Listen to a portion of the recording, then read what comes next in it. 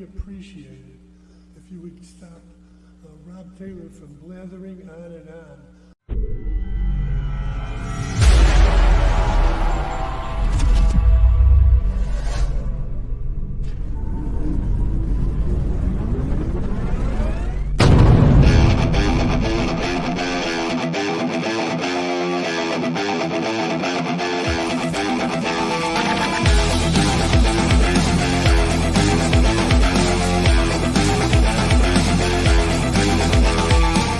Opinions expressed by the talk show hosts, callers, or guests on the Rob Taylor Report do not necessarily represent the opinions of the hosting platform, subsidiaries, sponsors, or possibly anyone else on the planet or the known universe.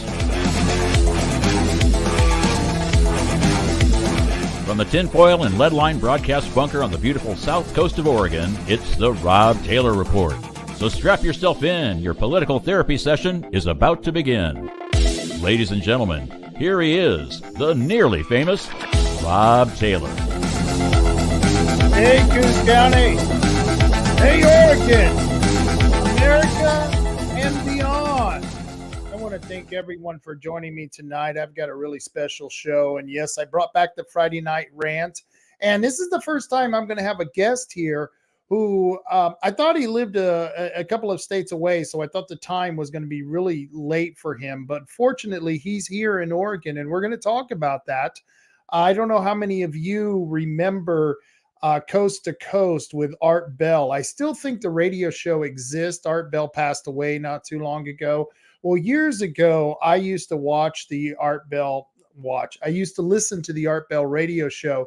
And one of the most interesting guests was a man by the name of Joel Skousen. And he would come on there and talk about geopolitics. He would talk about the intricacies of how different governments, how they were working against America, how America itself had people within its own government that was working against what really is the American way of life. And maybe there isn't an American way of life as we really think of it. And so I was really excited to get this gentleman back on because he's a presidential candidate.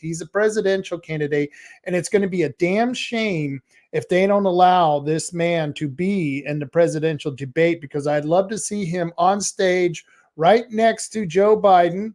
And of course, right next to Donald Trump. I think this man would be incredibly interesting to watch. And not only that, I think he could offer viewpoints that none of the other candidates, including Trump, could offer. And who I'm talking about, of course, is Joel Skousen, the only candidate with the knowledge and experience to expose the deep state. And you know why he has the experience and the knowledge to be able to expose the deep state?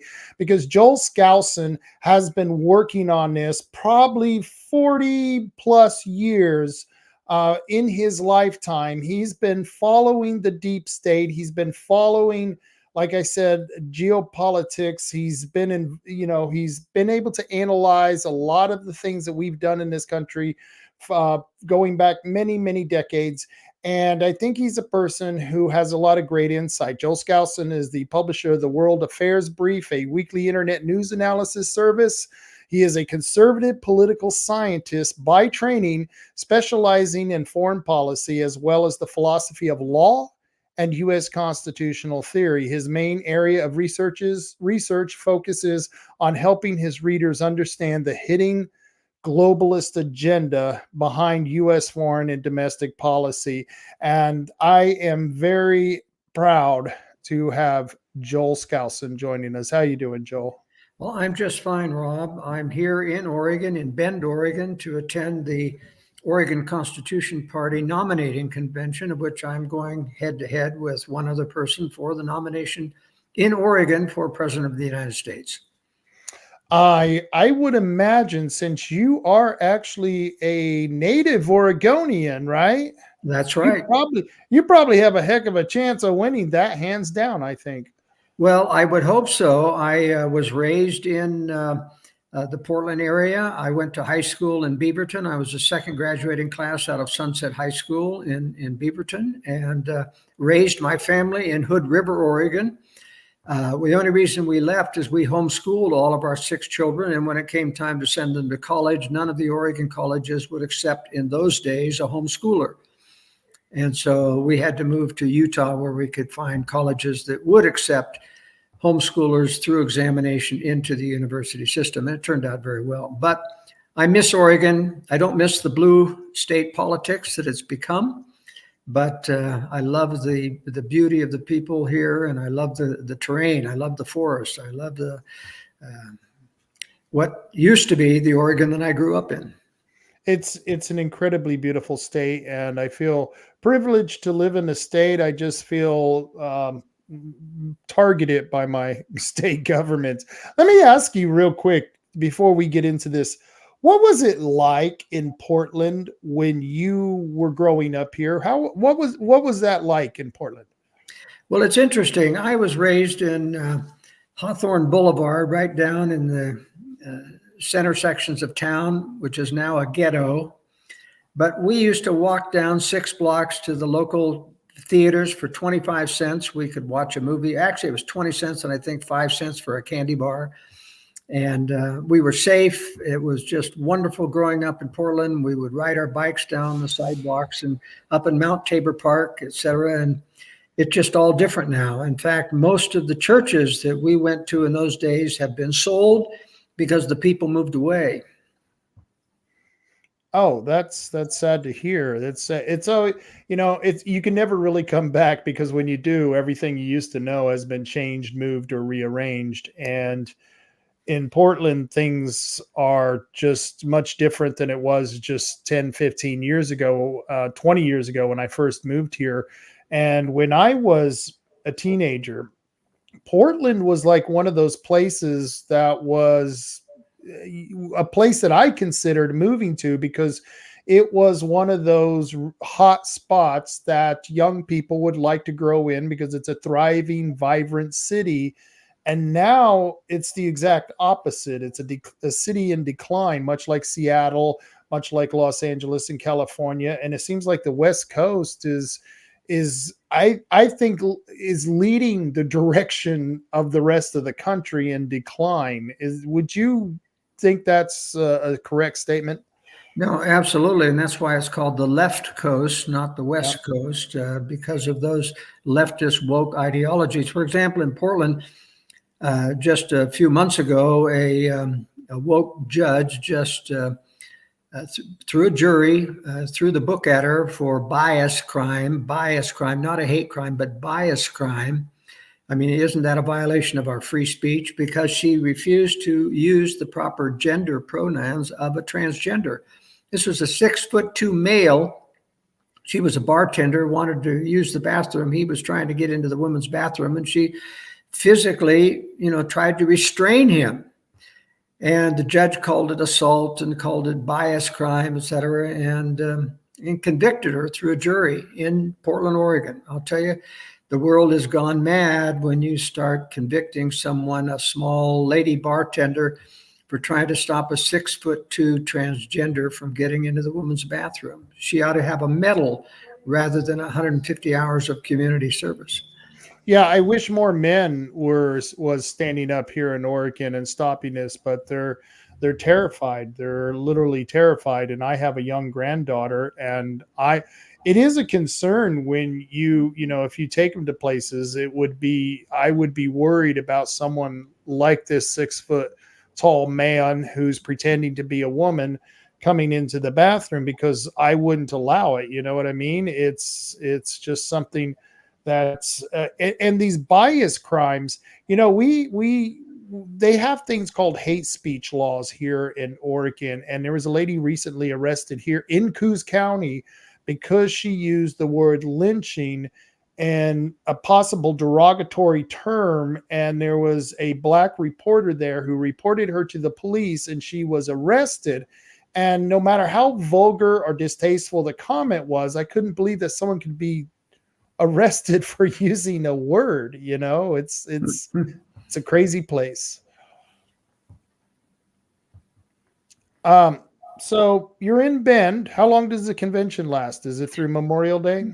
No, it's actually just tomorrow at 2 o'clock in the Alfalfa Community Center in Bend. And so if any of your listeners are in Central Oregon here and can attend and support my candidacy, and in fact, you're going to hear a very rousing speech about what we're going to talk about tonight. I really address conservatives in the United States who still think that the Republican Party or Donald Trump is going to save them. And I try to explain with my extensive history on the conspiratorial history of the deep state, how that's not going to be allowed possible. One of the most interesting things I talk about, though, is how the deep state, though they can steal every single election because computers are now tied to the internet, they can change votes at will and erase any trace of that change. Nevertheless, they don't steal all the elections. They want to keep conservatives tied to the Republican Party because the Republican Party is controlled at the very top, not at the bottom, not throughout like the Democratic Party, but only at the very top. And that's why when Trump was president, for example, when the Republicans controlled both houses of Congress and the presidency, Trump still couldn't get much done because Mitch McConnell in the Senate and Paul Ryan in the House kept making deals with the Democrats and saying that we didn't have enough votes because the rhinos would vote with the Democrats. So Donald Trump couldn't get any money from Congress about building the wall. He had to use an executive order and take money from the military accounts in order to do that.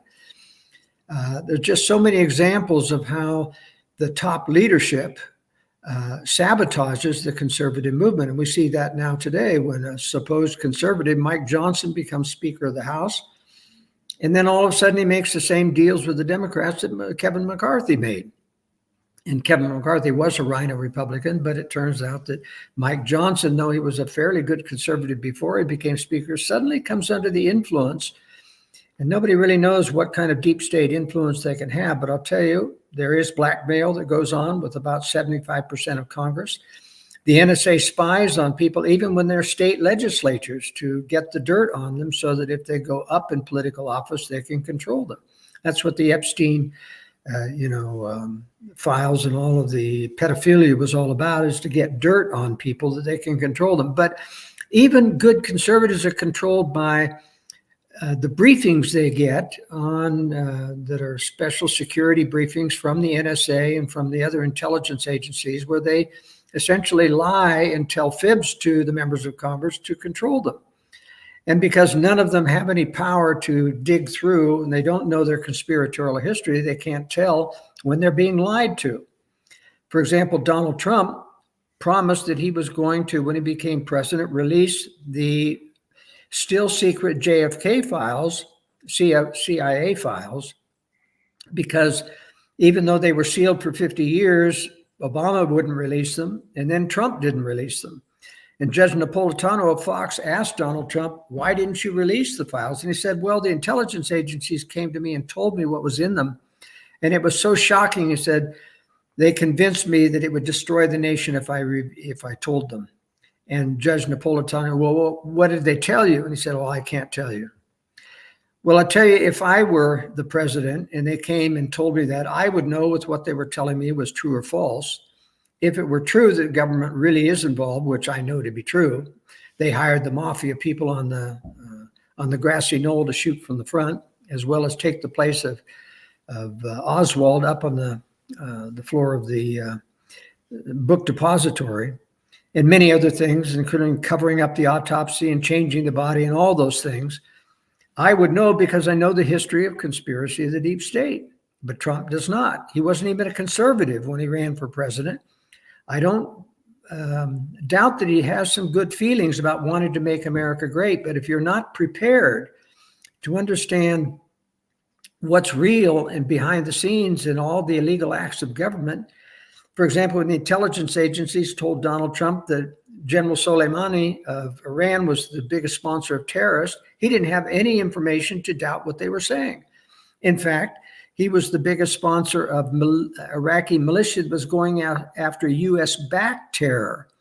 U.S. deep state created Al-Qaeda and ISIS. ISIS was taken from about 50% of the Syria jihadists that they imported from Libya and called them ISIS, gave them priority and funding, sent them on a rampage through Iraq and then Western Europe, and called it a war on terror, but it was one that we created ourselves. But you see, you've got to know these facts if you're going to be president. You've got to know conspiracy. And the reason that people don't know that is because they're going to be blackballed. But nobody wants to debate Joel Skousen on conspiracy because I have facts as well as theory. The reason we still have theory is because these things are still hidden. Right. The secret acts have been still hidden in state secrets and under the guise of classification. That's why we still have to theorize, but we know enough facts that we can prove our case that the deep state really exists and it does control most agencies of government. We do have a Kennedy that is running in this election as a third party candidate as well.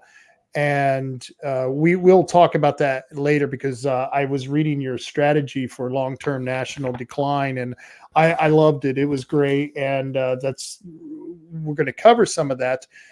But I want to go over a few things that you just said. You were talking about the JFK assassination. How much of a part did Vice President then Johnson play in that assassination, to your estimation? Well, Johnson hated Kennedy. There was no love lost between the two. Right. But Johnson did not, there are conspiracy theorists that have said that Johnson rigged it all, and I don't believe that. It was well above Johnson because, he didn't have the contacts with the mafia to hire the hitmen, et cetera. These were CIA people who regularly deal with the mafia because they use the mafia as well as the Israeli Mossad to do a lot of their dirty work so that they have plausible deniability so that it doesn't get traced back to the CIA. But the dark side really has a lot of tentacles in the deep, in the dark underworld. They use them and they still have to prosecute some of them. And that's why, as I said, you were getting to in my introduction, that's why the US DEA does try to stop drugs being imported as well as import drugs. They foment terror and then they fight the war on terror. And they have to play both sides in order to appease the American people, thinking that they're doing their own the right thing, while the dark side of these agencies do the illegal stuff. So the DEA has a dark side that imports drugs. The CIA has a dark side that does the covert operations that are illegal, and it has a white side where they love to hire good, clean-cut LDS people, who are patriotic Americans who don't doubt government, who are yes men to government. They love to put them in the white side of the FBI and the white side of the CIA. But the white side doesn't know that the dark side exists, but the dark side certainly knows how to play those games. And you're absolutely right.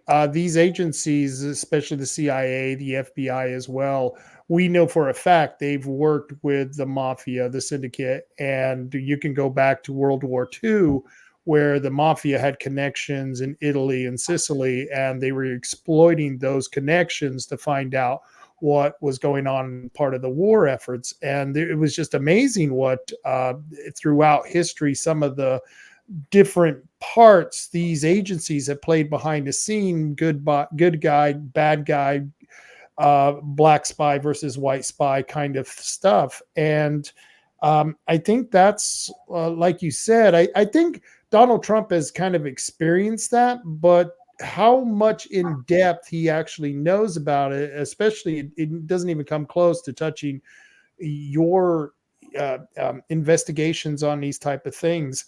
That's really the detriment to anyone who becomes president. I think Biden, he's bought and paid for. I think he's being blackmailed. I think he's being bribed. I think it's both. And he's really a black guy, even though they're trying to put him up as a white guy. Does that sound right? Or, Well, Biden is a pure puppet. Yeah. And, a lot of conservatives erroneously think that he's owned by China because he took all those millions of dollars, he and his son and his brother, from China. But you see, he's actually just a pure puppet of the deep state. They don't mind if China thinks they own Joe Biden. They don't mind if China's led along the rosy path about that, but they don't control Joe Biden. I mean, he may play a few games with them, but he's totally a deep state puppet. Usually most of the puppet presidents are controlled by the National Security Advisor, such as McGeorge Bundy during Kennedy administration. And there was Zbigniew Brzezinski during the Carter administration, or Henry Kissinger during the Nixon administration. He was a real piece of work that gave away, Taiwan's seat on the UN to Red China, gave away the Vietnam War at the Paris peace talks, just said, give us 3 years before you take back the South, and those types of things. But this has been going on for a long, long time in terms of infiltrating. George W. Bush was forced upon Ronald Reagan as a condition of not destroying him in the press when he was running for president. And he, in effect, ran the White House and brought in all those homosexuals into the Reagan White House that fought Reagan tooth and nail on what he was trying to do. So Reagan, actually, though, the most conservative president we've ever had, and he was a true conservative. He wrote his own speeches, but still he made a lot of very unwise compromises because he didn't know conspiracy and he didn't know how they were manipulating him. Now, Donald Trump, for example, he learns his lesson. He learns that James Comey betrayed him. He must be deep state, fine and well. But then he doesn't know who is or is not deep state. So when the other mainstream advisors tell him, we'll pick Christopher Wray, he didn't realize that Christopher Wray is also deep state. He was involved in the cover-up of 9/11. So was Robert Mueller. So you see, that's the problem. Donald Trump never does his homework. He doesn't, except watch Fox News, and you're not going to ever hear about conspiracy on Fox News. No. And so that's the problem, is that Donald Trump lives by briefings, whether it's in the financial realm or whether it's in the political realm.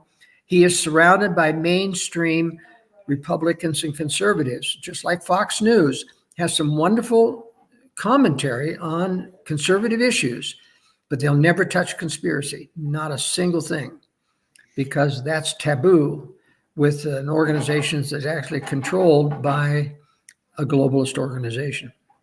Let me ask you, in talking about Fox News, and to me, I think they're controlled opposition. They're like you said, they're not going to go into things of anything conspiratorial, and they're not going to take those risks, especially after what happened with Tucker and the lawsuits that they were facing. But when you used to be on, you would come on to Coast a lot, and Art Bell had a huge audience. I mean, it was the only really radio show nationwide after 10 o'clock that would come on that would have a huge amount of listeners. And I think probably the second largest one now that you're on, that's probably the first one now, but Art Bell was at the time. But the one you're on now a lot is Alex Jones, which I appreciate what Alex Jones does. Sometimes I wish he would let you talk a little more, but I love Alex Jones. And so I just wonder, do you think your message is getting out the way it did when you used to go on to those things? Do you still have that broad spectrum or ability to get out to the people and talk to them about this? Because when I was young, like I said, it just used to blow my mind listening to you late at night. It was incredible, the things you were talking about. Well, things have changed because of the Ukraine war. I was the only journalist in America who blew the whistle on the phony fall of the Soviet Union, how they faked their own demise of communism, how they actually gave orders for people, or like Erich Honecker, to let the Leipzig riots go forward, how they gave orders to the KGB to stand down and not arrest the protesters in Red Square. Now, if I could see those as a private journalist, certainly the deep state and the Americans could, but they covered for Russia. And that's because they were still in the cover-up mode, building two enemies, building Russia and China. Remember, as I've told people for so many years in my World Affairs Brief, the globalists, starting in the beginning of the last century, they brought the communists to power. Jacob Schiff gave $20 million to the Bolshevik revolution. The British gave an equal amount. We brought Mao Zedong to power by cutting off military aid to Chiang Kai-shek. We brought Castro to power by cutting off military aid to Batista. We brought the Sandinistas to power in Nicaragua by cutting off aid to Somoza. You see, they've been trying to build enemies because it's through war. And I explained this in the paper that you've got in your hand about strategy for the decline. Americans, and especially Republicans, need to understand their conspiratorial history, that the deep state has been building Russia and China for many years. But before the war that they want, the Third World War, remember we had World War I, which failed to give us the League of Nations. We had World War II, which got us the UN without any power of enforcement, without any military, without any taxing power. They need one more world war to get Americans into a militarized global government. And that's why they need that war to be a nuclear war where our militaries receive severe damage, and why they've been building Russia and China. But before the war starts, they have to turn against the very enemies they've been building so they don't get blamed for the war.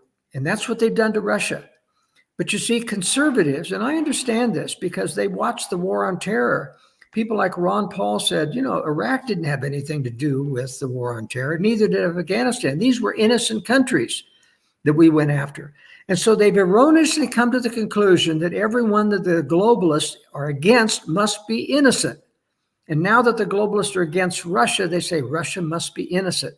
And Putin has played into this by playing like he's a Christian, like playing like he's anti-woke. And the conservatives are just eating it up.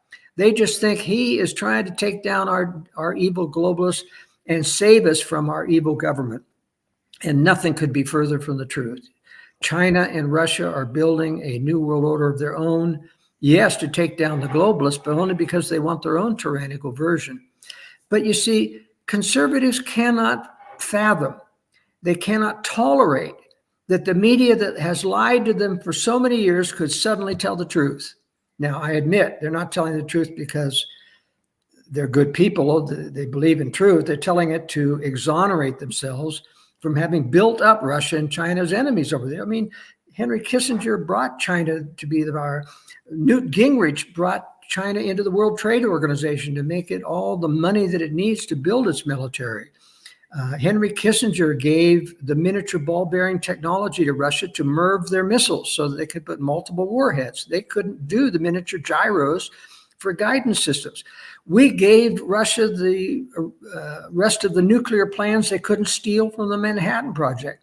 We gave them the first shipment of enriched uranium because they didn't know how to enrich uranium so they could explode their first nuclear weapon by 1949. You see the picture? Yeah. If you understand the history of conspiracy, then you'll understand that the globalists want this war. Russia and China want the war. It's in their DNA as communists, and Russia's still communist. It faked their own demise. And then in the Ukraine war, conservatives don't understand it wasn't a Western coup in Ukraine. Only I have published the specific details of the fact. In fact, Putin admitted this to Tucker Carlson and went right over his head because he didn't know his history. He admitted to Tucker Carlson that the Russians put the Soviets put the Russian-speaking people in the Donbass into the borders of Ukraine. They put Crimea into the borders of Ukraine because they knew they were going to fake their own demise, and they had to have an excuse to come in and reinvade, to retake those countries. And the old excuse that Putin says, we didn't want NATO on our border with Ukraine, and the conservatives bought that hook, line, and sinker. They already have the Baltics on their borders who are members of NATO's. And Putin doesn't mind that. Remember, when they faked their own demise, they didn't purge any of the communists out of Poland and Hungary and Czechoslovakia and Romania or Ukraine. That's why there's so much corruption in Ukraine, because the communist bureaucrats are still there taking bribes. And that's why it was wide open season for Burisma and all those things. But you see, Putin has dozens of spies in NATO because those communists were still in all those Eastern European countries that joined NATO. He doesn't mind if they join NATO. He's just lying about it to make it appear as if he is the victim. Nothing could be further from the truth. So this is the information that I present as a presidential candidate, someone who integrally knows the history and understands the conspiratorial issues of our deep state. That's why my motto is only Mr. Skousen can expose and get rid of the deep state. Donald Trump can't. We in Oregon, we have an organization called the Oregon China Council.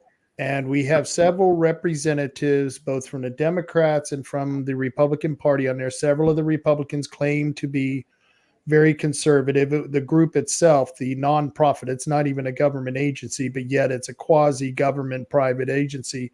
And Dennis Richardson, who is the Secretary of State here, who was a very conservative Republican, started this organization.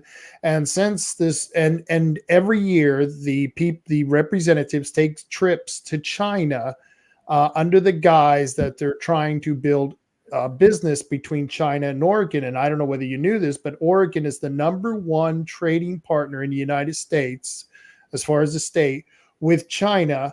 And we believe that many of these Republicans and Democrats are now either being bribed or blackmailed, but they've sold out to the communists, because even though we have a huge in trade with China and we're making billions of dollars, we also have had our colleges and our K through 12 schools taken over because of all the investments China has made in our schools, made in on our higher level academia education with the Confucian schools. And on top of that, they now, a Chinese communist person, and his name is Chen, he's the largest landowner in Oregon. And, you know, this is one of the things that we've been pointing out, and the Republican Party itself has been going after people like me, I am a Republican, and many of my colleagues are Republicans who are saying this stuff. We're being called all kinds of names in the book, and we're being told that we want to break up the party and destroy the party when we're trying to reform it. I don't think it's possible at this point, to be quite honest with you, after what I've been through. But do you believe that, you know, now that the Chinese, like you said, with all the evidence that you've shown about them being on a national level, this is what they're doing on a state level, and I think it's going to increase with California, Washington, and go all the way to the coast. Are you familiar with this? Are you familiar with Oregon's involvement? Okay. Well, yes, I certainly am. And it's not just Oregon. I mean, Oregon has been at the forefront of this. You know, it isn't that they necessarily are being bribed or bought off. There's a lot of, as Lenin used to call them, useful idiots, you know, Yes. who are kindly people who think, well, everything's good for trade. You can imagine how many politicians are bought off, not with direct payments, but with the promise that I'm bringing jobs to your state. I'm going to bring in $100 million into your state. Yep. And because they want to be popular and get reelected. And that's one of the ways that you do, is tell your voters that I brought millions of dollars into the state. Jobs, jobs, jobs. Well, I, as president, would ban China from loaning anything. In fact, you would have to be a U.S. citizen to own land in the United States of America. And they should not be able to use their dollars, which they don't want to invest in U.S. bonds anymore. They want to buy up American industry. They want to buy up American land. And a lot of it is near military bases, so they can spy on those things. And that's why they're bringing in over 10,000, you know, Chinese males every 6 months or so into the country of military age. These people are not going to perform or be an invasion force. These people are going to be a fifth column, either to do saboteurs or to go out and buy a whole bunch of drones, as they recently did over one of the Air Force bases in the East Coast, and swarm drones taking pictures of every portion of that base. And that's what Biden is allowing into this country. And not to mention all of the people that are being kept up in immigration prison camps, who are mad as hell because they're being denied the American dream that they were sold on when they tried to get here. And they're going to be the seed stock for a great deal of chaos and crisis, especially when the grid goes down in an EMP strike that will precede World War III. And that's one of the biggest things in that paper you've got in your hand that I'm warning about, is that we're facing another world war with Russia and China within the latter part of this decade. Our military isn't prepared for it. Americans haven't got a clue. Our government is building new underground bunkers as we speak. They know it's coming, but they're not warning the American people. And so, you see, we can debate all day about conservative issues, about whose strong enough on being anti-abortion, who's strong enough about this and that, or illegal immigration. But the big point is our government is controlled by the deep state, which is the enforcement arm of the larger globalist conspiracy. And they're bringing us to a world war in which they're going to allow our military to absorb a nuclear first strike. That's part of a presidential decision directive Clinton signed in 1997, instructing in a secret communique our military forces to not launch on warning. It's a very serious mistake, because when you absorb a nuclear first strike, you lose most of your throw weight. All of your missile bases, all of your major air bases, et cetera, is going to be very difficult. But it's just what our leaders want, because then they can stampede us into joining a militarized global government, because they'll say, our military has been decapitated. We didn't know this was going to happen, which is a lie. And Americans, just like after 9/11, say, do whatever it takes to save us. And they tell you to get into a militarized global government, and Americans will do it. You know, and what you were just talking about, them bringing that fifth column in across the border and how they are going to be training as saboteurs. Okay, there are rumors going around Oregon, and we've had illegal pot grows ran by Chinese infiltrators, Chinese immigrants, busted here in Oregon. That doesn't make a whole lot of the news. There was one right here in the coast. And now we're hearing rumors that the lands that are being bought by Chinese communists are because they're way out in the middle of nowhere. You know how we are, we have a lot of land in the middle of nowhere, and that they are being trained as saboteurs when China plans on attacking. Do you think there's any validity to those type of rumors? Are we just being paranoid? Can we be paranoid?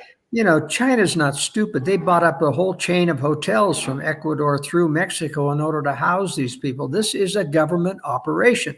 Governments don't do these things because their people want to be free, and they're helping them be free in the United States. Of course, they're preparing to train them as spies, as invaders, as saboteurs. And our government you can't tell me that the Biden military doesn't know that this is happening, but they're letting it happen.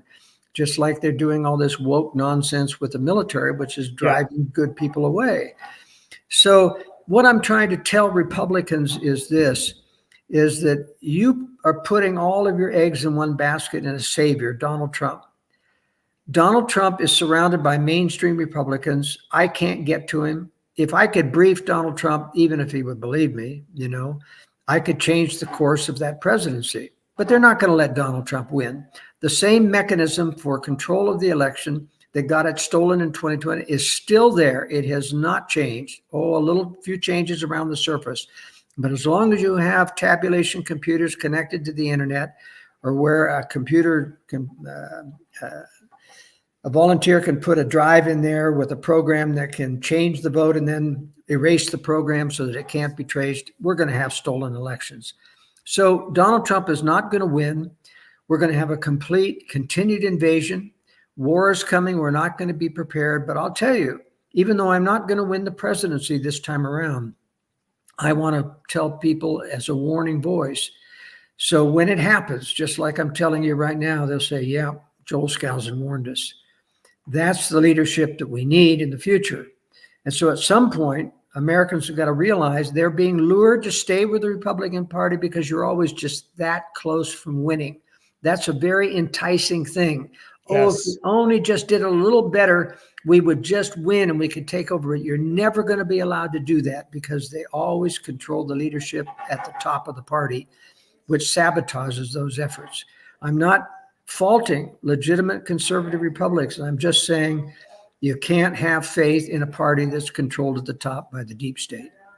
And that's what's happened here in Oregon since we've gotten mail-in ballots, and that was put in by a people's initiative. And once we got that, there's only one Republican in a statewide office. He's a judge. He's Judge Egan, and he's a really crazy radical. He is someone who I don't know. I couldn't believe someone when they told me that he was a Republican, that he was a Republican, but that's the only one in office, but he doesn't rule are making decisions on the bench as a Republican. And I think Oregon is a test example of what's happening. And now they're trying to push ranked choice voting upon us. And we've Yes. got symposiums that are coming up. We had one today in Salem where we're trying to fight against it, but we're fighting against our own party in the Republican party because the leadership does not want what I call patriots, constitutional conservatives. They don't want to hear us. They keep telling us that that it doesn't matter who we vote for as long as they're a Republican, and we don't have to vet these people. We shouldn't worry that they're compromising with the Democrats. And I think this is a microcosm that shows an example of what's happening on a national level, but it's so much more magnified here because it is on a such smaller level, one state, that it's the test grounds for what's coming for the rest of the country.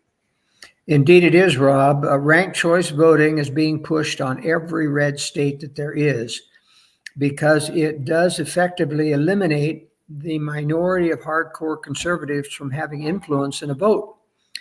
So that when it comes up in a caucus, for example, that's why they're anti-caucus, because conservatives are much more eager to work in a caucus and as volunteers than mainstream Republicans, who are more susceptible to the influence of the media. That's why they want primaries where the media can influence mainstream Republicans and demonize arch conservatives.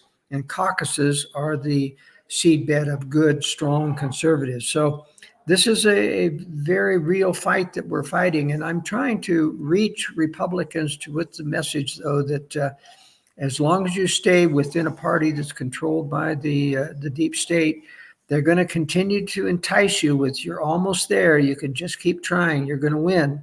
But I'll tell you, it's never going to happen. I don't think we'll ever win another major election again. Now, they'll let you win around the edges.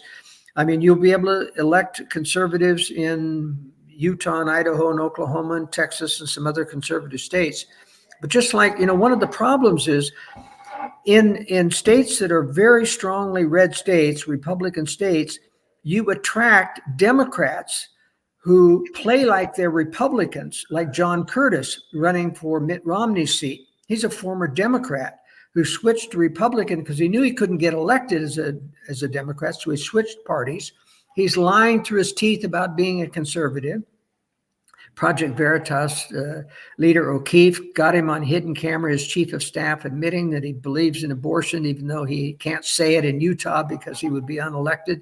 That's the kind of cheats and liars that we have in red states because of the fact they can't get elected as a Democrat. They switch parties and lie. Yes. And you've got to be smart enough. You've got to know their background. And what's unfortunate in Utah, for example, is that the Republicans are too nice. They don't believe in running attack ads against John Curtis. They don't believe in airing that footage about his chief of staff lying through his teeth for John Curtis. That would destroy Curtis, but they're being too nice. They don't believe as good Christians that they should do that. Well, that's stupid because the enemy has no compunction against doing those type of things. Let me ask you, I got into a big stink here recently because the Republicans, they lied to, this was the Republican Party. This was a local Republican Party, the Douglas County Republican Party. They lied to a senior center who was having a health fair, and they told the senior center that they wanted to have a booth there. But what they didn't tell the senior center is that they were going to ballot harvest. And the problem is that a good portion of these people that they're ballot harvesting from have Alzheimer's and dementia. Now, I believe that ballot harvesting, if it's legal, we Republicans need to do it, but we don't need to do it at the extent to the damage of our own character. And in fact, I called the director of that senior center because I knew what the Republicans were doing, and I told them, and they canceled that booth on them. So like I said, I believe that if if it's in the rules and it's allowed, we should do ballot harvesting. It's legal in Oregon. but we shouldn't go to the point of doing it the way they did it, by lying to a senior center and then taking ballots from people who are mentally challenged. And when do we, because like you were saying, we've got to fight hard, but at what point do we say, look, we're just not going there because that's bad, and yet still be able to fight the toughest fight we can? You see what I'm saying? How do we how do we balance that? Well, you do have to always fight in a principled way, even though the enemy does not do that, just because we would lose credibility with other good people if we were to do the same thing that the Democrats do in harvesting ballots and harvesting votes and doing the things that they do. So we are at a disadvantage that way. But one of my messages in the paper that you've got in your hands is telling conservatives, we really don't have a moral majority anymore. And that's one of the real problems.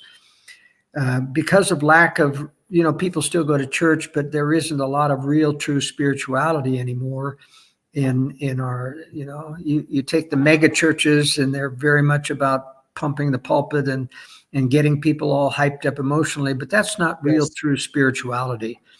And we're losing that. We're losing our youth in our churches, and immorality is running rampant, and homosexuality is growing in exponential ways, as well as transgenderism, because nobody's willing to stand up against these.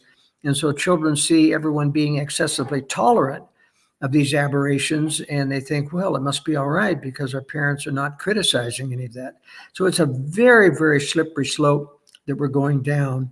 And what my message is in this paper about what do you do in a strategy for a nation in decline is you have to wait for a crisis moment.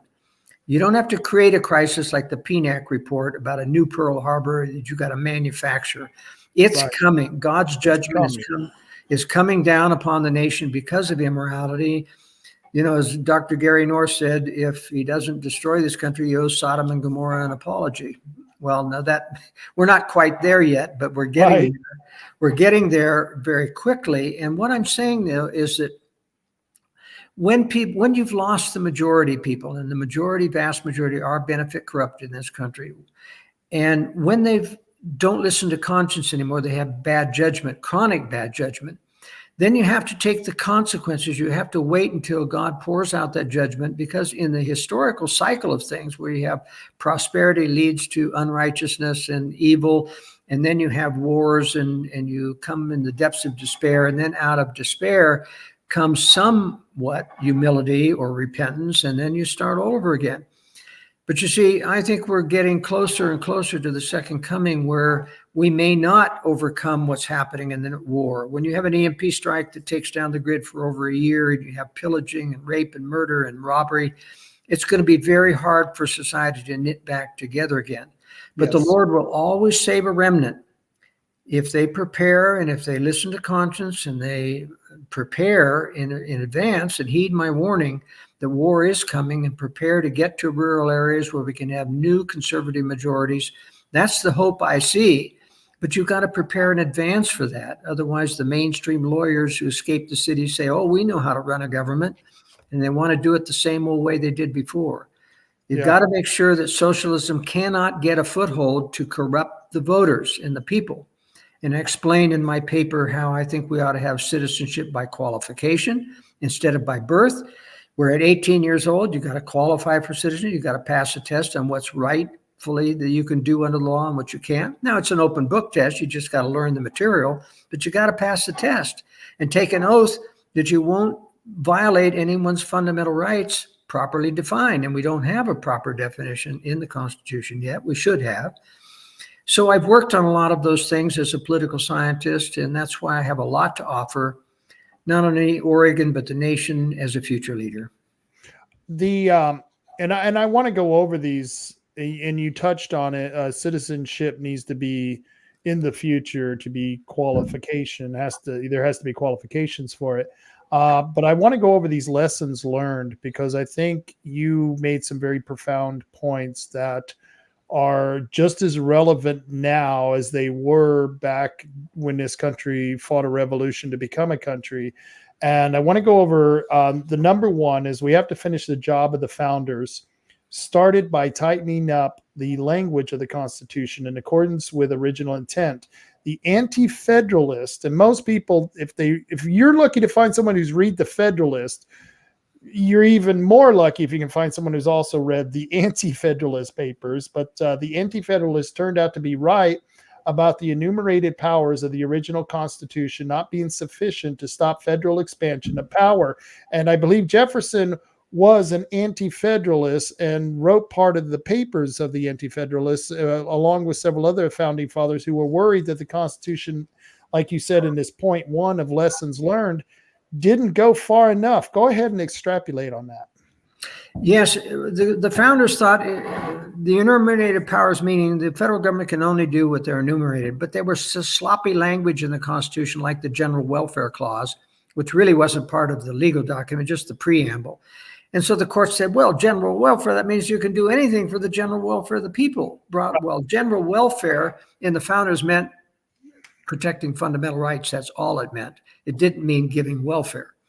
And then they took the Commerce Clause and expanded that, and they made the Constitution elastic. So now what you've got to do, just like the Bill of Rights is the only thing which the Anti-Federalists demanded be put in there. It was the Anti-Federalists that demanded that, and that's the only thing that really remains of the Constitution that restricts government. So now we need a list of actual prohibited things. You can't give welfare. You can't give grants. You can't redistribute wealth. You can't take other people's money against their will and give it to other people unless they've earned it. You know, we need real specific thou shalt nots, and that means tightening up the language of the Constitution. Which comes to part two, which you're going to have to do to tighten up that language is specifically define what a constitutional right is. And I want you to do that. Tell people what is a true natural right, a natural constitutional right, if you would. Well, it has to meet two criteria. A true fundamental right has to be something that everybody can claim at the same time. And the second part is without forcing anyone else to serve their needs. So let's apply this. Can we have a right to free food? No, you can't, because you've got to force somebody to prepare the food, to grow the food, etc. Can you have a right to free medical care? No, you can't, because you have to force someone to build the hospitals, provide the salaries. Can you provide, you have a right to free education. Now that's something very sensitive. Even conservatives love their free public education, but it isn't free. And it isn't controlled by you either. It's not our schools, it's the government schools. And because education is always controversial, it always has values. Values should always be competing. They should never be controlled by monopoly powers. And when you give government monopoly powers over your taxes for education, they control it. So I believe that all education ought to be on an equal footing by user fees. You can have public schools, but they got to be paid for those by those who use them. You can have private schools or homeschool. The point is, if you're going to have a public school for the poor who can't homeschool or pay for private, it should only be completely non-valued, only reading, writing, or arithmetic, maybe for 5 years, just to give people a start, but no more. None of this woke stuff, none of this social studies, none of this value, controversy, evolution, anti-prayer. You see, if you have a total equal field in education, you don't have any prayer controversy anymore. You just go to a school if you want prayer, and if you go to a school if you don't want prayer, a different school. If you want a school that teaches evolution, go to a school that teaches it. If you want one that teaches creation, take your money where your values are. And this is a very important concept. And that leads me to number 3. The citizenship needs to be in the future to be there has to be a qualification and oath of allegiance to a strict constitution in the future, not by birth alone. And this one I find interesting because I do believe they debated oaths of allegiance during the Constitutional Convention, and I believe they voted against it. Maybe I'm wrong here. No, you're right. You're right, Rob. Okay. But it was because it was a means test. You had to have a certain amount of money to be a citizen. So they rightly said no to that. But what I'm saying is, as the founder said, It's very dangerous to give people the power to take other people's money by the vote. And that's what you do with socialism. You give people the, two wolves and a sheep voting on dinner. You don't want to have that. That's what a constitution is for, is no matter how big the majority, they cannot violate people's rights. They cannot take people's money and redistribute to other people. And so that's the essence of qualification.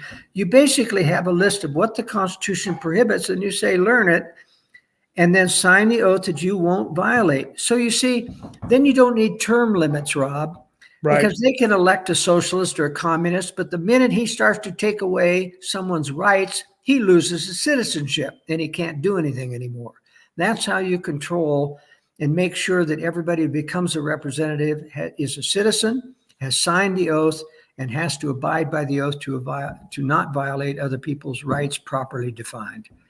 And in essence, you are, but via the taking of the oath, you are swearing that you will always defend the rights of every individual. I mean, that's literally what you're fighting for, the rights properly defined. Right. You got to make sure it isn't the right to have a free education or the right to have a free health care. Right.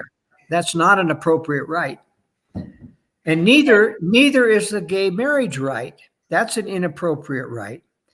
You can't have a right to an abortion because that's a violation of the right of the unborn to live. And a right to life is one of the essential fundamental rights that everybody can claim simultaneously without forcing anyone to serve their needs. But now look at gay marriage.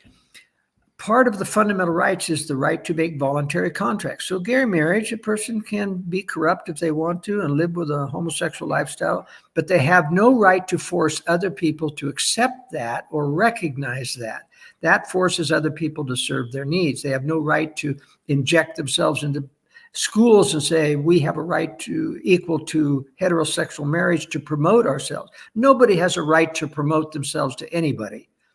So you see, you've got to have a proper definition of fundamental rights. So gay marriage can exist as a contract, but it can't be established by government, because the only reason government has any jurisdiction over marriage at all is to protect the rights of children from being abused by parents through neglect or direct abuse. That's the only reason. Otherwise, marriage should be a contract between man and woman and God. Government's only role is to protect children from neglect or abuse. And since homosexuals cannot produce children, government can have nothing to do to promote that.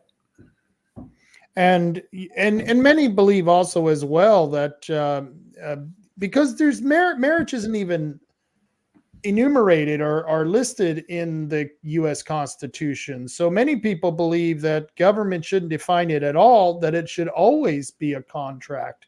So what you're saying is except for the protection of fundamental rights. And this is a little complex. And if anybody wants to read my entire thesis on this thing, go to joelskousen.com. On the left-hand side, there's a law and government section, where you see the whole title language Constitution, you see the definitions of fundamental rights listed, what are the rights, but it is complex to deal with children's rights vis-a-vis family rights, because you've got to be very, very careful about government interfering in family rights, but you do have to have a certain level of protection of the children against abuse, properly defined.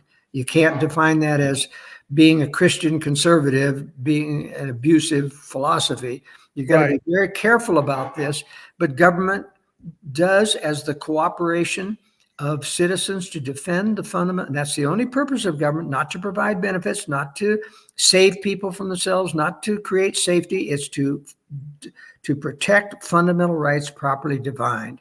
And that includes the rights of children. So government does have a right of interfering in private contracts that abuse children or abuse any party that's hasn't agreed to do that. You'll love this. One of the comments that we have in the comment section, it says, he makes too much sense. People will never understand and do this. Well, I think that's a valid point. Yeah, it's a valid point. But you see, they don't understand that I'm trying to reach the remnant. Yeah. I'm trying to reach the people that feel in their heart that what I'm saying is right. I'm here to defend fundamental rights. I'm here to make sure that we can live in peace in harmony one with another and have good free judgment and the right to judge other people properly.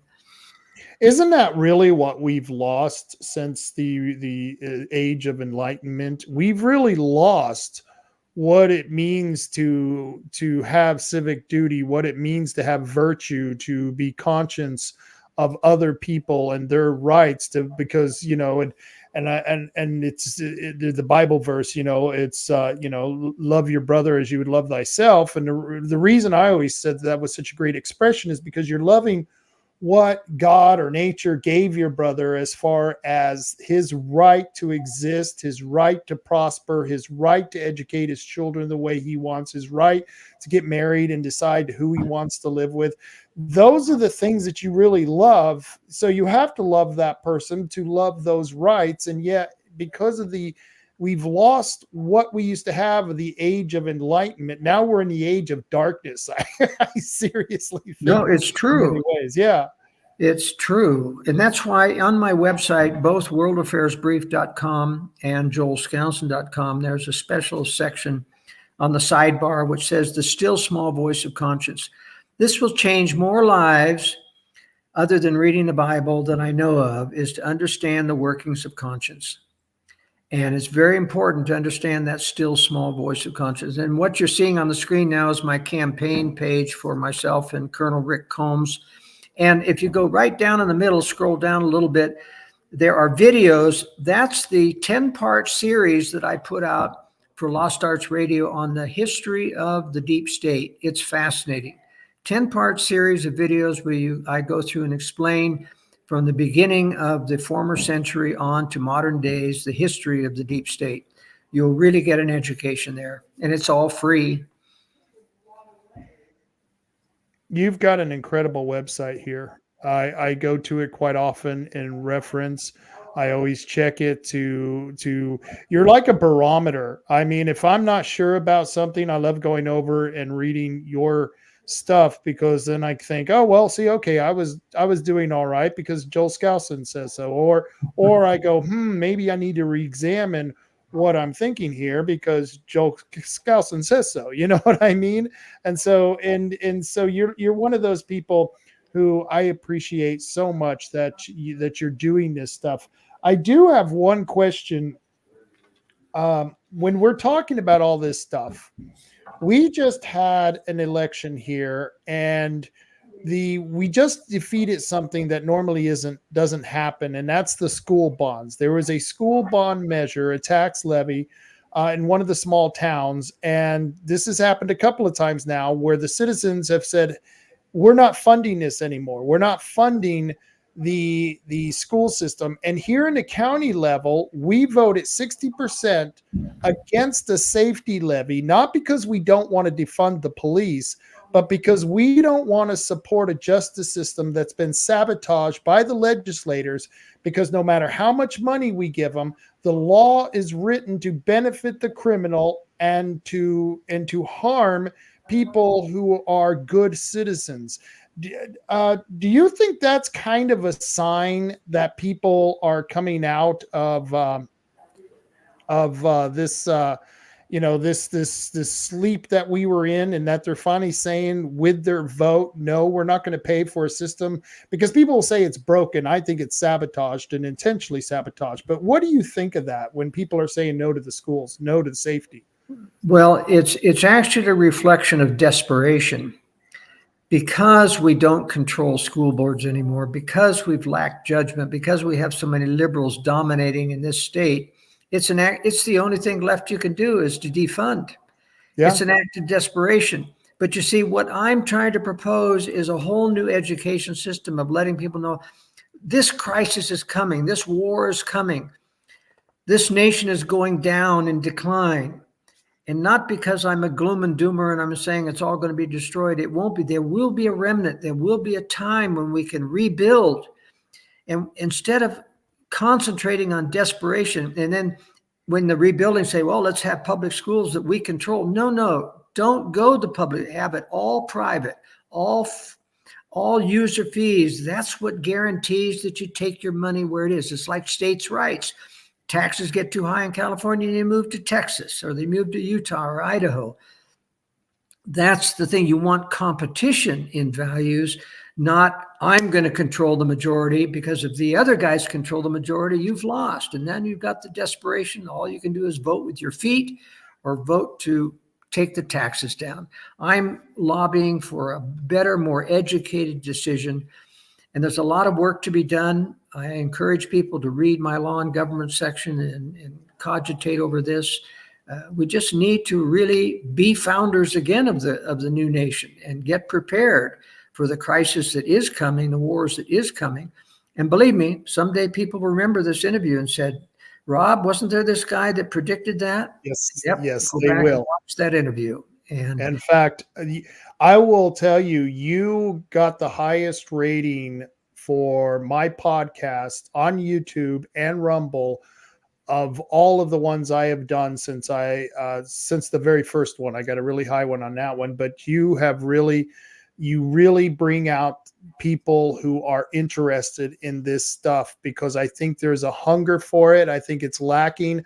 No matter how much Trump, no matter how impressive he is, he lacks this whole knowledge that you've just given us here tonight. You know what I mean? He's a showman, but you're a scholar. And that's what I truly believe this country could really use right now in the White House. I think that if you were there, you have a much better idea of how to go after the deep state, how to take care of the problems that exist now that Trump is he'll try to manipulate where you'll try to eliminate, is what I think would be more.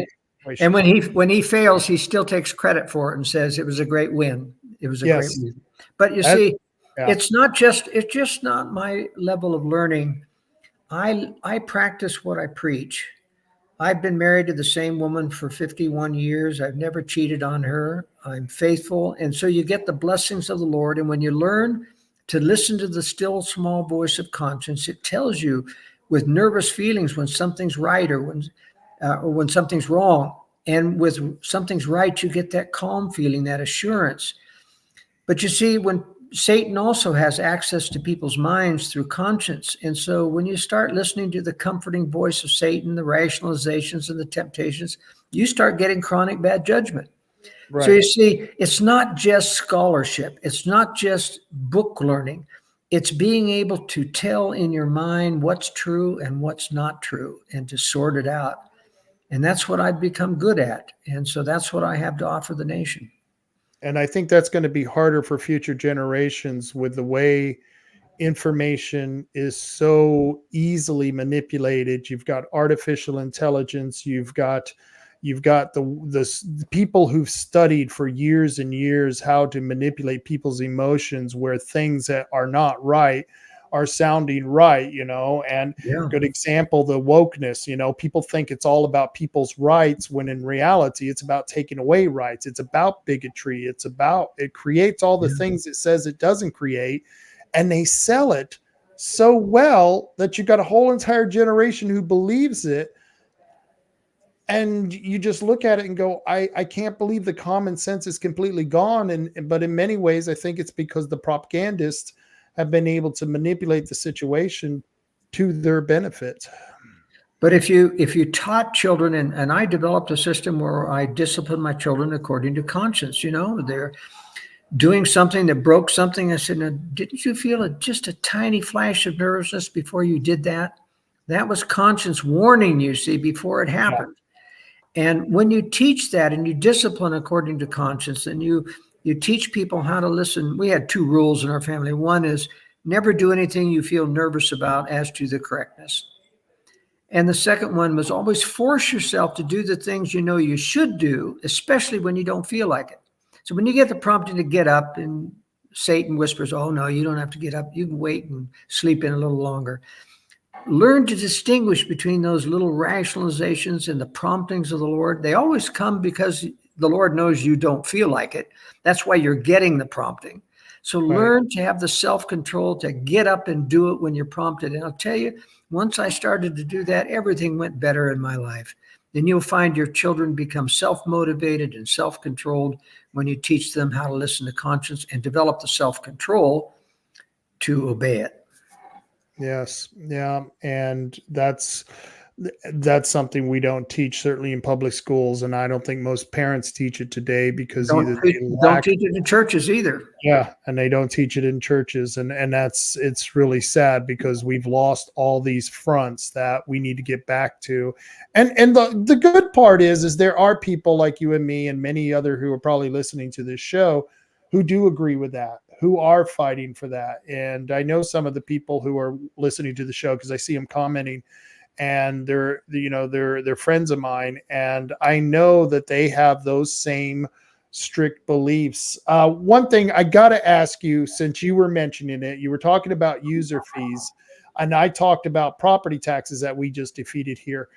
Do you think that property tax is even moral in this country? Well, yes, it is in theory, because you see, there are only two things that government protects. Only two: people and property. You think about it. And so there's a legitimate, protection fees that we ought to pay for our protection of people and property. But public schools is the by far 75% of property taxes, and it shouldn't be there. Yeah. Yeah. You see, the trouble is conservatives love their lavish public schools, and they think they control them because they go before the school board, but they don't. We know that now. They don't control Right. them. Right. Never will control them. The point is, we don't need vouchers anymore. We need exemption from public school taxes. If you don't use public schools, we need exemption. That can't be ruled as a backhanded welfare check from the government, because we are exempt because we don't use the service. And that's why I think property taxes are legitimate for protection of property, but they shouldn't be used for anything else. Gas taxes are okay because they are paying for roads. It's a good way of collecting in an equal, unanimous manner, but not property taxes for schools. It ought to be user fee based. And in essence, though, I like the idea of a gas tax because it's a consumption tax where Yeah. people, if they don't want to pay the tax, then just don't drive and you don't pay That's it. right. Yeah. And so I think it gives you choice, and I think choice is a wonderful thing. It's so I've, once again, this has been an incredibly informative show. And like I said, I think people are going to look back and say, wow, Rob, you had a really good guy on this date. And, I'm sorry to keep you up late. This is my Friday version of the show. And so I was glad that you weren't, because I know you live in another state that has a different time zone. So it'd probably be like 10 o'clock where you normally live. So I'm glad we kind of caught you a little bit earlier.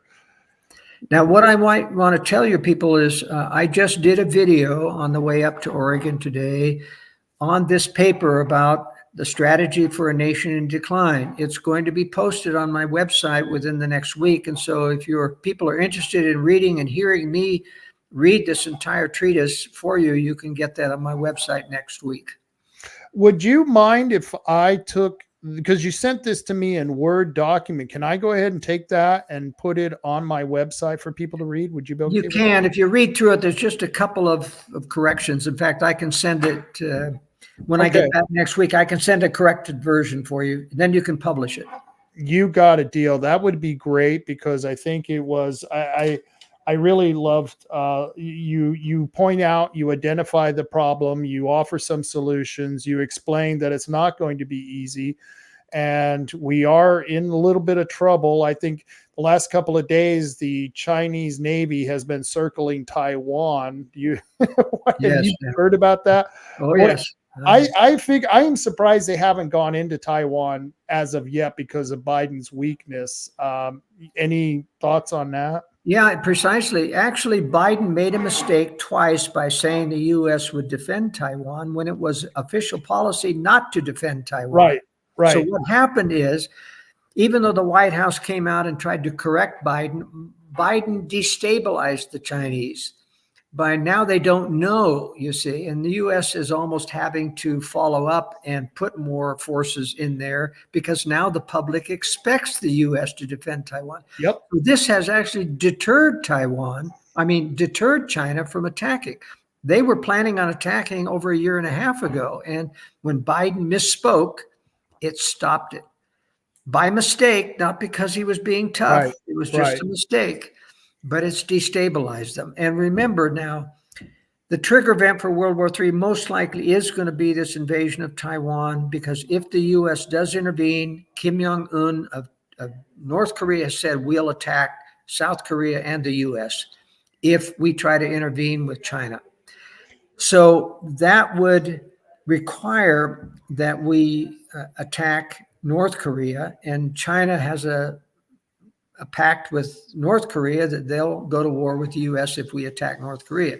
So you see, these pacts really are what trigger war, and that's what's going to lead, I believe. So if you see a war in the Koreas or with Taiwan, we'll probably be in World War III within 3 weeks to a month.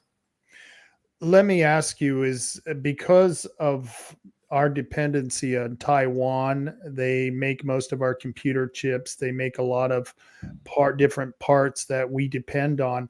Aren't we almost obligated, if not morally, but pragmatically, to defend Taiwan?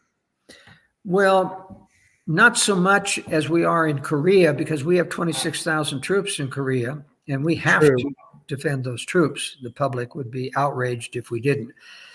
The computer chip industry is diversifying away from Taiwan in anticipation of this strike.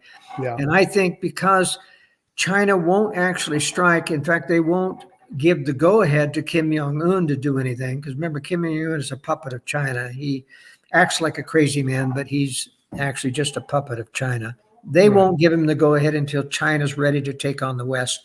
And that's not projected to be until 2027, when Xi Jinping says we'll be a first-rate military. Then he modified that and said it won't be till 2040, but he was just lying there. He was trying to pacify the West of thinking it's way, way far ahead. I think it's going to be within this decade when World War III happens. So that gives you 3 or 4 years to prepare. And I've dedicated the rest of my life, my books that I have on my website, Strategic Relocation, The Secure Home, the High Security Shelter book, towards helping people prepare for this coming war. But I publish my World Affairs Brief each week as well to warn you when this is coming. So you'd be wise to subscribe. It's only $48 a year. And that's a steal for the information that you get. And I've got I got your website on there, joelskousen.com. Like I said, I send people over there all the time because I think it's well worth the investment. And I think it's well worth people knowing what you know, what you have learned. And I appreciate you coming on. Before I get you out of here, is there anything else that you would like to tell the listeners? Well, the most important thing I tell when I give my annual big picture address each year, which is very popular on the internet, I tell them, learn to listen to conscience, because no matter how much you prepare, if you're not right with God, if you haven't shown him that you're willing to listen and develop the self-control to obey his promptings, you're not going to be able to negotiate a grid down scenario and a nuclear war scenario. But if you do listen to conscience, you'll be warned in advance. You'll know where to go. You'll feel prompted, and you'll bless the day that I taught you about conscience. I love it. I love it. And thank you very much, Joel. And hey, good luck tomorrow. If I was a betting man, I'd place a C note on it, but I'm not that much of a betting man. So I think you're going to do well. And I'm glad you're running, because like you said, you have no illusion that you're going to win. But I think the fact that you're out there being able to push this message forward, to take all of that intellect you've had and built up over the years, and once again expose people to this, especially new audiences, because I guarantee you there are people on here who are listening who just have never heard this stuff. And like you said, the truth has a way of slapping you upside the head. It really does. And I think people, much like when I was a young man listening to Art Bell, and you would come on there and it was just incredible. So this has been a thrill for me, and I want to thank you for being on. We'll get you on again soon. Okay. Let's do. Good to be with you, Rob. You too. You take care, Joel. Good night now. Good night. All right. That was my favorite person to interview. And like I said, come on the radio, and he would espouse on all the troubles that were going on around the world, and he was very good at defining the situation. And I think we should listen to Joel Skousen. And like I said, I worry about Trump in this next election, because I think Joel Skousen's right. We didn't fix the problems that we have. We had a huge election stolen in 2020, and those problems, the tools and techniques that were used to steal that election, they're still in place. They may have been hidden a little bit differently, they may have been changed or tweaked a little bit, but they're still there, and we have to worry about this. We seriously have to worry about this next election. And to me, Biden doesn't look so worried. It's almost like Biden is, maybe it's because he don't know where the hell he is, but he just doesn't look worried to me. And I think he knows that the cabal, the powers that be, have already fixed this election. And I don't know if we're going to get Donald Trump in. And, it's going to be sad. It's going to be a sad day if that happens. But like I said, I think pragmatically, Joel Skousen would be a better president. He would know which people to pull from to put in those important positions that Donald Trump didn't know about. Look, he put in Jeff Sessions. He put in Bob Barr. Remember Waco? Bob Barr. Yeah, you really don't have to say too much about it. These people that Donald Trump has put into positions during his first administration, they were part of the deep state. And much of the deep state, it's still there. It's still fully intact, if not gotten stronger, because of what they're doing to Donald Trump right now. So, if I were king of the world, I guess we wouldn't need a president. But if I was king of the world, I would put this gentleman, Joel Skousen, in as president, because I think he is a much wiser man than Donald Trump. And I'm not trying to put down Donald Trump, because I think he's a great man himself. I think he's a great showman. I think he's a guy who knows how to do a political roundhouse and take out many of his political opponents. I just don't know if he's going to be strong enough to take out the deep state. That is just something that remains to be seen. Let's see. I got a few really good comments. REJ, excellent show tonight. Thank you, REJ. I hope you tune in every Monday at 3 o'clock and every Friday at 8 o'clock when we have the Friday night rant. And it was kind of fun to have Joel Skousen in as for the Friday night rant. That was just something that I was kind of thrilled about. None of your business. The really awesome thing is that you don't cut Joel off every other sentence like AJ does. No, let's put it this way. I'm just your average intelligence kind of guy. I'm not a genius in any area and on any issue. You know who is a genius? You know who knows the issues? People like Joel Skousen. Now, I may not be an intelligent man and may not be a genius in different areas, but I do know that I'm not smart enough to know everything, and that's why I have to listen to these experts. That's how I derive my opinion, trying to listen to people who have different thoughts on situations. I'll give you an example. A good friend of mine, Trevor Loudon, he's been on my show at least half a dozen so times, and I'm going to have Trevor Loudon on here too. In some cases, he disagrees with Joel Skousen, especially on foreign wars, the war with Ukraine, the war with the support of Israel, the way we've been supporting them, giving them all this money.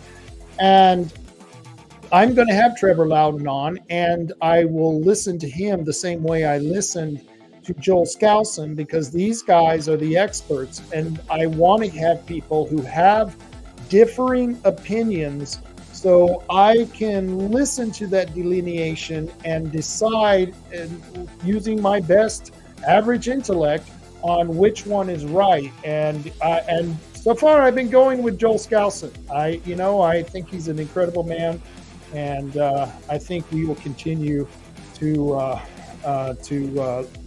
I will continue to listen to him. Nunya Business, he says, the powers that suck will never permit Trump back in. They literally can't allow that. I'm worried about that, Nunya. Nunya, I'm very, very worried about that. I don't think they're going to let Trump back in. And if they do, it's going to be one hell of a 4-year ride. So, let's hope for the best, but let's expect the worst, or at least plan for it. Kevin Hayes says, I'm so glad Joel won the National Constitution Party convention and he will be on the ballot in most states. I am too. Not that I think he's going to win. It would be nice that he would win. And like I said, I think he would make a better president than Trump. But he's getting his message out to a whole new generation that's craving for it. I talk to a lot of people, younger people, who have no clue about our original founding history. They're getting confused on history. They're being told a bunch of lies. And then when they start hearing the truth and they start waking up, it's amazing how these kids are just craving this type of principled information, this type of knowledge that only someone like a wise man like Joel Skousen can present to these people. And so I just love it. I absolutely love it. REJ says, how about VP? Well, let's see. For VP, Joel Skousen has picked for his VP candidate, Rick Combs, for vice president. Now, you can go to joelskousen.com and you can find out about Rick Combs. Excuse me. He has an incredible military background. As you can see, he's got a quote here, running to break the decades of control by special interest and machine political parties. Now, I agree with him. The Republican Party is a machine, and it's doing a lot of damage here. And that's not an insult to all you good Republicans out there. There's a lot of good Republicans out there, but the party apparatus, the party establishment here, especially in Oregon, I'm sure this is true of all state parties and county level parties in some part, there are people in charge who are just taking marching orders, and they really don't want to hear the truth. And if you challenge their narrative, they're going to go after you. I know this especially because they've gone after me, because I've challenged some of the people who are representatives or senators and some of the people who are leaders in the party, and boy, they have gone after me. I mean, well, I got a radio show canceled. 5 years on the radio, 7 years if you look at the fact that I co-hosted a very popular radio show before then. And so 7 years of a radio career destroyed by a senator who was being questioned, who didn't want to have to give those answers up. So I hope this VP is a good VP, and what can I tell you? Time will tell. None of your business. No, Rob, you are a genius when it comes to pissing off leftist loons. Now that I can say is true. When we're talking about pissing off the leftist loons, nobody does it like me. I'll tell you what, and I'm surprised more of them haven't shown up to comment. I usually get them once in a while on the show, but then I point out their idiocy and they go away. It's a beautiful thing. None of your business comments again. Skousen and Loudon both have their own unique and valuable insights. Yeah, that's what I'm saying. No matter what they do, whether they agree or disagree, their insights are important to figure out how they got to the point where they're at. So, what can I say? Let's see. I was being sarcastic. He lost the national convention. Kevin, I'm going to have to go up to your original comment. Says, I'm so glad Joel won the National Constitution Party convention and he will be on the ballot in most states. He lost. I don't know if that's true or not, Kevin, because he's in Oregon to try to win the state convention here. I don't think they've had their national convention yet. Usually the Libertarians, the Greens, and the Constitutional Party, they don't have those conventions until after most of the primaries for the states have been done for the major parties. And so you may be being sarcastic, but I don't think he has lost the national convention. I'll check to be sure. I don't know if that's true or not, but I don't think the Constitution Party has had their national convention yet. So we'll see. Randall Terry won the national convention. Well, okay. You know, that's an interesting thing. I'll have to go check that out because I don't know if that's true or not. Here's where I'm confused, Kevin. If Randall Terry won the national convention, then why is Oregon having the state convention right now? Why would they have the state convention first or have the national convention first and then have the state convention? I don't know. I'm going to have to check this out, Kevin, because now you've got me completely confused. But it's okay. It doesn't really matter. The point was that Joel Skousen had the chance to go around and tell everyone about this wonderful information. And we'll just go from there. And if you want to get in touch with Joel Skousen, you want to find out more about him, go to joelskousen.com or go to theworldaffairsbrief.com and you can learn more about him and his vice president and his let's see, all his stances. There's one of the books that he wrote, Strategic Relocation. Incredible book. Espouses a lot of interesting things.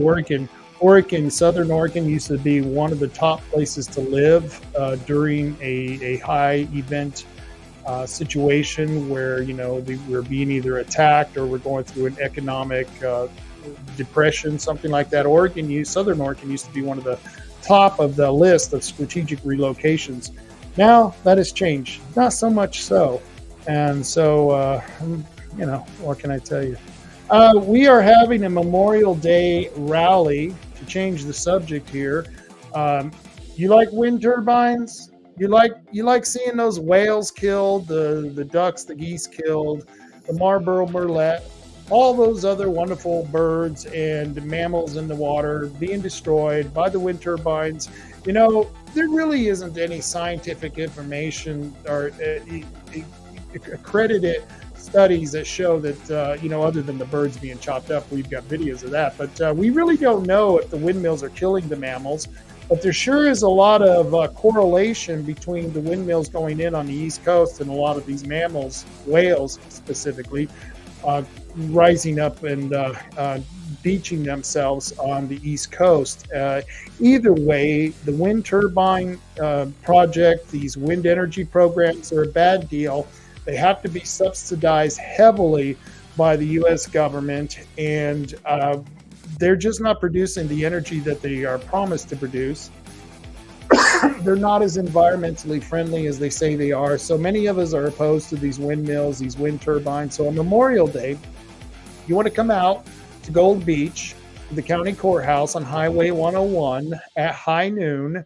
We are going to have a rally against these windmills, and you can come out and join us. And at 2 o'clock, the first rally will end at 1:30, and then we're going to head down to Brookings at 711 Chetco Avenue in Brookings at 2 p.m. And we are going to have a rally at that city too, because Brookings is one of the sites of the call areas that the Bureau of Ocean Energy Management is interested in leasing out. And so if we can put a little bit of pressure on those corporations who want to purchase those leases or sign those leases, we can do that. And if you want to join us on Facebook, just go to Facebook to the Facebook page, Oregonians Against Wind Turbines. Once again, that's Oregonians Against Wind Turbines. And we post things like this Memorial Day rally that we're having. And we will be having rallies 2 every month. We're going to have one in Coos Bay and Bandon on one day. And then on the next weekend, we'll have one in Gold Beach and then Brookings, because we want to make sure that we let people, as many people as we can, know about these wind turbines. I think that if you're going to spend most of the money that comes from these wind turbines, if they're going to come from our tax dollars, then we should have a say on whether these projects should be built or not. And that's a problem that a lot of us have, is that these windmills are being built, and the people who are affected directly, those of us who live next to these coal areas, we're going to have to suffer eminent domain when they bring that energy onto land. And they're going to have to they're going to have to build the infrastructure to transport that wind energy to wherever it's going. Right now, we think it's going to California, which really isn't fair. They're going to come off the coast of Oregon, destroy our fishing industries, and we're going to transfer that power to California. You explain to me how that's fair. I don't think it's fair, but, that's life. No, we don't. So that's all the meetings we are having. Rallies that's happening Memorial Day weekend. On Monday, there is a meeting. I didn't get a chance to put it up. There is a county meeting where they're going to be having a meeting with all the department heads talking about this tax that we just shot down.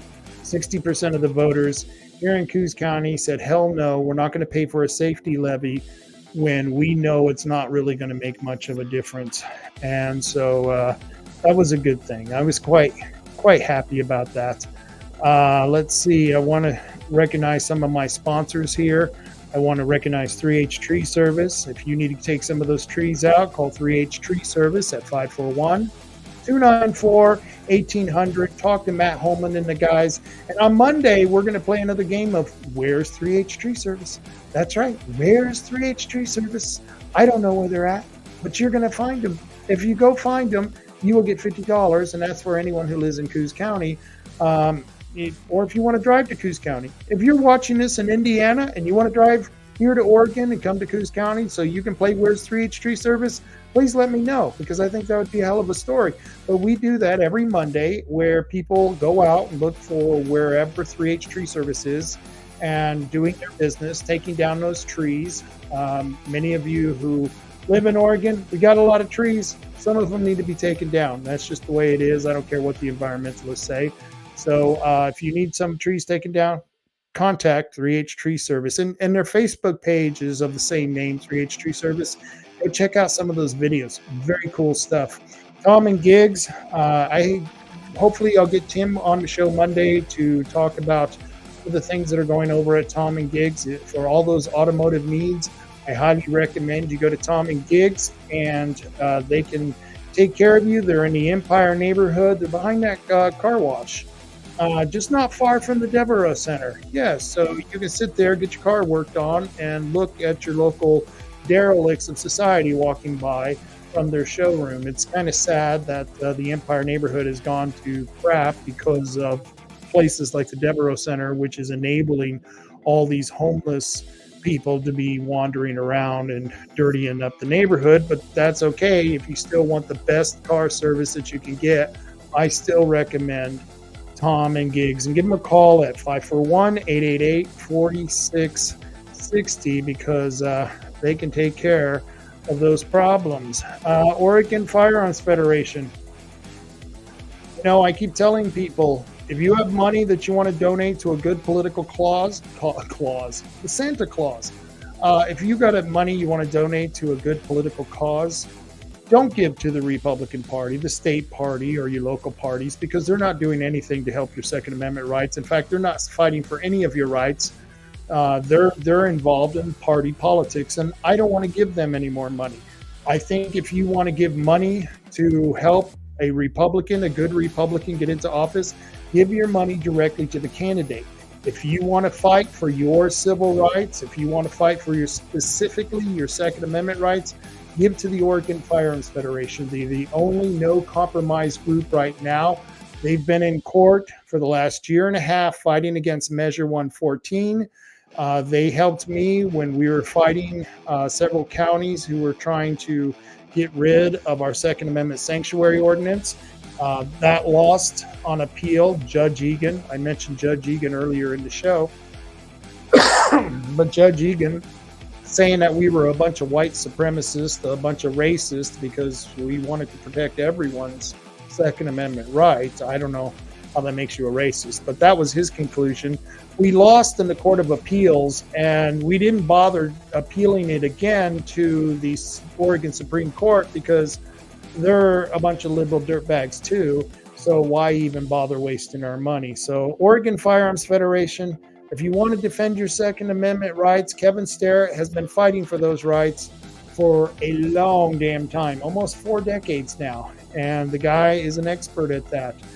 They're not my sponsors, but I always like to recommend the Bandon Gun Club. You can check them out at bandongunclub.org if you live here in Bandon and you want to go practice with your pistol. Go check out the Bandon Gun Club at bandongunclub.org. Membership is pretty damn cheap. And if you got a rifle and you want to practice with your rifle, go to the Tioga Sports Park Association. You can check them out at tiogasportspark.org. That's tiogasportspark.org, and you can find out when they're open and when you're able to go and practice with your rifle. I highly recommend you practice with that because you're probably going to need that. You're probably going to need that rifle at some point in time, and you're going to want to know how to use it. So buy lots of rifles, lots of guns, and lots of ammo. I think it's probably a better investment than having the gold or the silver to worry about. At least the gold, silver. I guess you could buy food if people are accepting gold and silver. But if you have guns and ammo and you know how to use it, you can protect yourself, family, and the whole entire neighborhood. Let's see. Kevin Hayes, he gives me a website. Flash CP nominates Terry Broden, elects new officers. All right, so I will go there, Kevin, and I'll find out what's going on. And in a future show, I will explain to everyone what has happened. Because like I said, I'm still a little confused how they had the national convention before they had the state of Oregon convention. That seems a little backwards, but it is the Constitution Party. I don't know. We'll have to see. None of your business. Say no to the blow.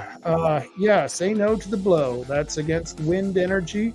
Say no to the blow because wind energy sucks. What can I tell you? And let's see. None of your business. These windmills they intend to install are beyond idiotic. Yes, they are. They absolutely are. And Kevin, thank you. No, thank you for telling me because this is the information I want to know. Like I said, I don't know everything. I'm not a genius on too many things other than pissing off the leftists, as none of your business pointed out. I can piss off a leftist like nobody's business. I piss off people on both sides of the aisle. But I want to thank you, Kevin, for getting me that information because I'll go check it out as soon as we get off the show because I'm just as curious as hell as what's going on with the Constitution Party. And I want to thank all of you for joining me. It's been a wonderful show. And if you notice down there on the what's going by right now, you can contact me. You can contact me at robtaylorreport.com or you can send me an email at rob at robtaylorreport.com. That's my my email address, rob@robtaylorreport.com. Please like, share, and subscribe to the YouTube page that you're watching or the Rumble page that you're watching. Subscribe to it. I'm going to continue doing this. I'm going to continue to bring in more and more guests. There are a lot of guests that I want to bring on. There's a gentleman who is going to talk about some land grabs by more Chinese officials here in Oregon. I'm going to bring him on to talk about that because I think that's kind of interesting. I hopefully will get Thielman in, Mark Thielman in to talk about the Supreme Court case that was denied to him and election integrity. I think that's going to be very, very interesting on what's going on there. There are several people who are working with ranked choice voting who are opposed to it. We'll explain how it works. We're going to have them on the show and many, many others. So keep tuning in. I hope to provide an informative show, and that's really what I want to do. So hopefully I'll see you all Monday. But until then, you know what I always say, carry on, America. Carry on.